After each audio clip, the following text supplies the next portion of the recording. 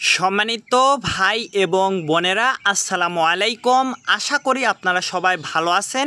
আজকে আমি আপনাদের সঙ্গে শেয়ার করব যে আপনার ব্রয়লার মুরগি, ফার্মি মুরগি, সোনালী মুরগি, লেয়ার মুরগি, আপনি যে মুরগিটাই পালন করেন না কেন, বিশেষ করে দেশি মুরগির ক্ষেত্রেও আপনারা কিভাবে ব্রিডিং করবেন এবং ব্রিডিংয়ের নিয়ম, ঔষধ, আপনারা বোর্ডিংয়ে কিভাবে কি ওষুধ চালাবেন সে সম্পর্কে বিস্তারিত বোর্ডিংয়ের A to Z আপনি যদি এই পদ্ধতিটা অবলম্বন করতে পারেন এবং ভিডিওটা যদি শুরু থেকে শেষ পর্যন্ত দেখতে পারেন, তাহলে আর কোনো ভিডিও আপনার দেখা প্রয়োজন নেই এই মুরগি বোর্ডিং করার ক্ষেত্রে এবং মুরগির বাচ্চাগুলো সুস্থ রাখার জন্য। এই ভিডিওটা দেখলে আপনার জন্য যথেষ্ট। ইনশাল্লাহ আমি এই ভিডিওর মধ্যে আপনাদের বোর্ডিংয়ের ঔষধ, বোর্ডিংয়ের নিয়ম A to Z বিস্তারিত আমি আপনাদের সঙ্গে শেয়ার করব। এই জন্য ভিডিওটা না টেনে শেষ পর্যন্ত দেখবেন।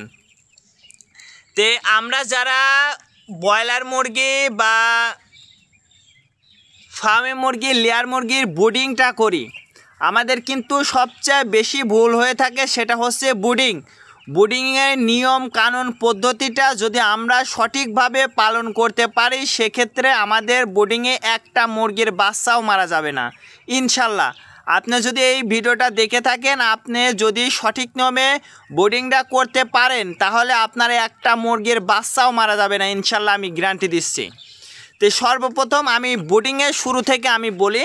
তে আপনারা জানেন যে একটা মুরগির ব্রিডিং করতে হলে যেমন এই তুষের প্রয়োজন আছে, তেমনইভাবে কিন্তু আপনার পর্যাপ্ত পরিমাণ তাপ, বাল্ব এবং সিট গার্ড, যে নিয়মগুলো আমি বলতেছি এইগুলো কিন্তু খুবই প্রয়োজন। বিশেষ করে আপনার মুরগির পর্যাপ্ত পরিমাণ তাপ রাখাটা যেমন জরুরি, তেমনইভাবে আবার কমও রাখা যাবে না, আবার বেশি রাখাও যাবে না। এই বিষয়টা কিন্তু অবশ্যই আপনাকে মনে রাখতে হবে। আর আমরা যদি বোর্ডিংয়ে যদি মুরগির বাচ্চা এবং মুরগিগুলোকে যদি ভালো রাখতে পারি, তাহলে কিন্তু দেখবেন যে ব্রয়লার বা লেয়ার বা ফার্মি বা সোনালী মুরগি বা দেশি মুরগি, আমরা যে মুরগিটাই পালন করি না কেন, বাচ্চাটা যদি ভালো হয়ে থাকে, তাহলে দেখবেন যে ইনশাল্লাহ আপনার বড় মুরগিটাও কিন্তু ভালো হবে।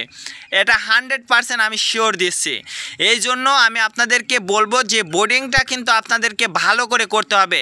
যেমন আমরা বোর্ডিংয়ে কি ব্যবহার করি, আমরা বোর্ডিংয়ে কিন্তু আমি ব্যক্তিগতভাবে দেখেন আমি কিন্তু তুষ ব্যবহার করি। এটা হচ্ছে ধানের সিটা বা তুষ আমরা যেটাই বলি।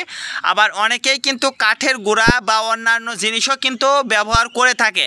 আমি আপনাদেরকে বলবো যে সবচেয়ে ভালো হয় যদি আপনারা ধানের তুষটা ব্যবহার করেন এবং আপনার যতগুলো মুরগি থাকবে এই মুরগি অনুযায়ী অবশ্যই আপনাকে বোর্ডিংটা করতে হবে।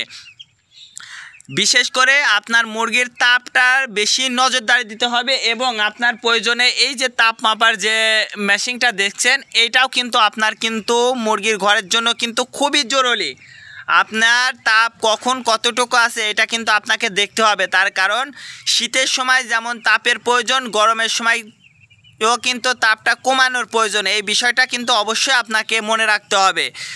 আর দ্বিতীয়ত, আপনার মুরগির বাচ্চা, যখন আপনি মুরগির বাচ্চাটা নেবেন, আমি আপনাদেরকে বলবো যদি আপনি অভিজ্ঞ ব্যক্তি হয়ে থাকেন, তাহলে কিন্তু ইনশাল্লাহ আপনি বি গ্রেড বাচ্চাটা নিলেও কিন্তু আপনার মুরগির ওজনটা ভালো হবে।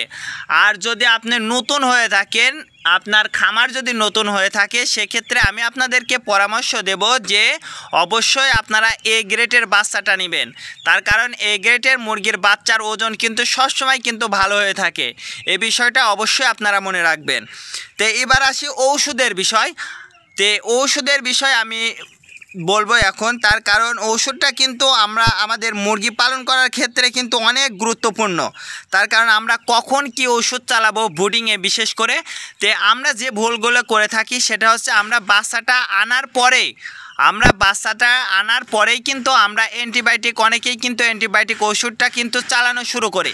সেক্ষেত্রে আমি আপনাদেরকে বলবো যে এই ওষুধগুলো না চালায় আপনি কিন্তু ঘরোয়া পদ্ধতিতে কিন্তু আপনি ব্রিডিংয়ে পানিটা দিতে পারবেন। যদি বলেন যে কিভাবে, আমি বলবো যে বাচ্চাটা যখন আপনারা আনবেন, আনার 2 ঘন্টা আপনারা অনলি মাত্র সাদা পানি দিবেন, এর সঙ্গে কোনো কিছু দেওয়ার কোনো প্রয়োজন নেই।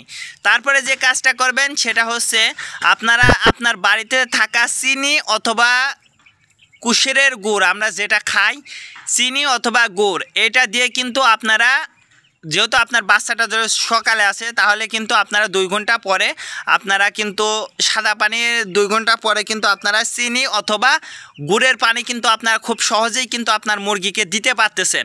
তারপরে আপনারা রাতে যে ওষুধটা দিবেন সেটা হচ্ছে আপনারা কিন্তু লাইসোভিট ওষুধটা কিন্তু আপনারা খুব সহজেই কিন্তু আপনারা দিতে পারবেন। লাইসোভিট অথবা গ্লুকোভিট, এই দুইটা যে কোনো একটা কিন্তু আপনারা রাতে কিন্তু ইনশাল্লাহ দিতে পারবেন।